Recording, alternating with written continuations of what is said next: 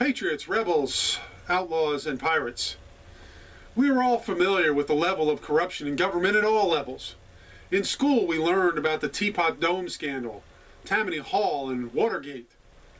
In those days, the perception, at least, was that these events were the exception rather than the rule.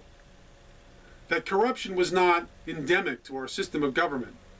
As I said, that's the perception. I believe corruption is the natural order of things in government and will become endemic if it goes unpunished. We have obviously arrived at that point, and we did so some time ago. But before we go on, what am I talking about when I say there is rampant corruption in government? I would say that there's two kinds of corruption practiced among those in power. The first is the kind of corruption that's exemplified by Joe Biden, good old Uncle Joe.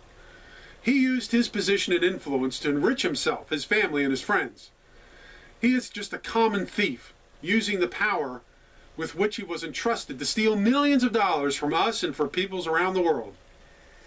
To do so, he not only encouraged corruption here and abroad, but sold out our country, its technology and interests to the highest bidder.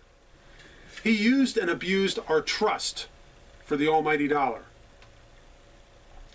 The second form of corruption is to gain or consolidate power.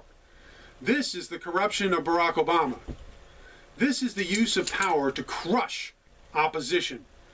The weaponization of agencies like the IRS and the EPA, using the Justice Department to harm political opponents and journalists and eventually initiate a coup. This is the form of corruption that leads to the theft of property and liberty, silences opposition, and eventually results in camps and mass graves. The real problem is not that there are corrupt people in government. There will always be charlatans for whom public service is merely a tool for self-aggrandizement. When money and power is so concentrated, such people are inevitable.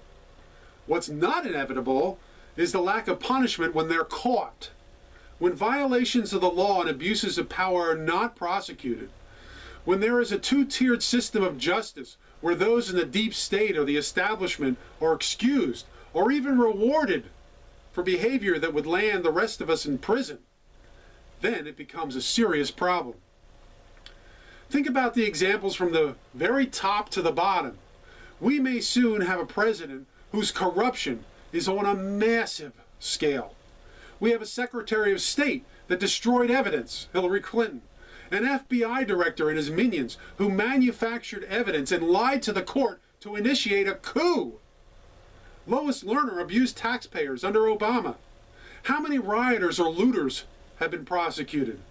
We know that during this election there was fraud on a massive scale. Poll workers who physically kept observers out of counting areas, tampering with ballots, postal workers backdating ballots, all felonious activities. We have people on Facebook boasting that they voted more than once, video evidence of candidates and poll workers filling out ballots for voters, pictures of people displaying Trump signs that they stole or destroyed. These are all illegal activities, evidence for which is irrefutable. But what do we get? Usually not even an investigation. Certainly no one goes to jail. There is no accountability. We each have an innate system of justice. This idea that people should get what they deserve. If people work hard and they play by basic rules of morality, they should reap the rewards. If people break the law and abuse our trust, they should be punished. Protecting that ideal is the primary function of government. And here's our real problem.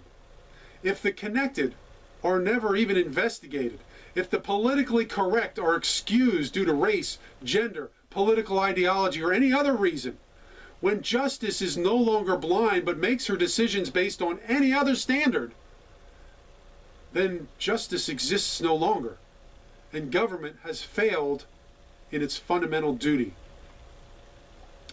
There are two important consequences to this failure. One, it emboldens the reprobates to engage in more blatant illegal and immoral behavior. Corruption is so endemic to our government at all levels that not only are the corrupt rewarded, the good are persecuted and pushed out.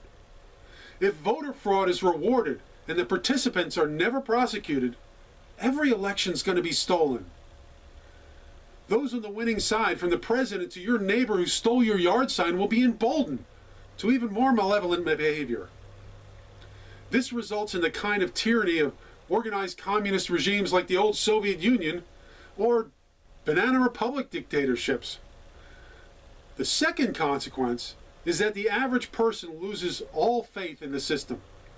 Elections are frauds. The Justice Department, it's a joke. The whole system is a sham. There is no hope for the average person to find justice in such a place.